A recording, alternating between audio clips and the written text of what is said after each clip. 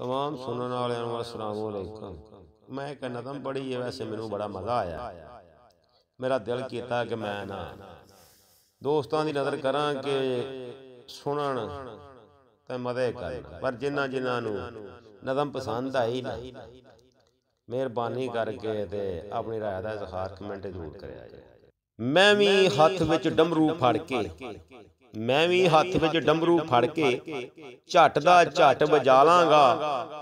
Degree लैके BA दी लक्षण पंगा पा लांगा,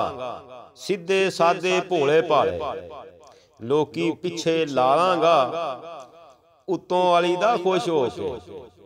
ते मजदूर नूं सीने ला लांगा, मिठे मिठे वादे करके सब दा जी भरमालांगा, जे अदालत तलबी होई ते उथे ठप ठपालांगा, जित गया ते बैंक दा करजा सारा ही माफ करा लांगा, हार गया ते सरगी वेले अथरू रो वगा लांगा, जित गया ते मौजां करसां शादी होर करा लांगा, हार गया ते उसे ही घर विच बह के झिड़कां खालां दा, रुखी सुक्की खा के अक्या चोपड़ के भी खा लांगा, जेकर कोई दा ना लगा ते लोटा रूप वटा लांगा, किसे जिउंदी पार्टी कोलों बोझा हरा करा लांगा, मापियां दा कमाऊ पुत्तर मैं भी ना धरा लांगा,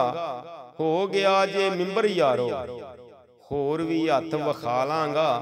सारे पापड़ वेल के ते एक बंगला ऐश सजा लांगा,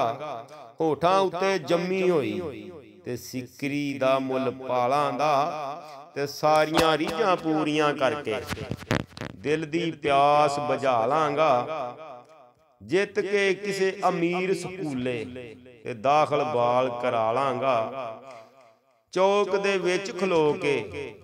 जेबों कढ़ के कन्नी ला लांगा,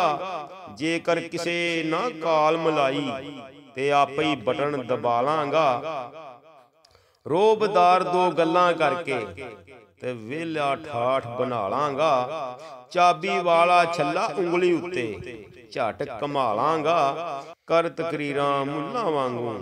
मैं भी ढग पका लांगा।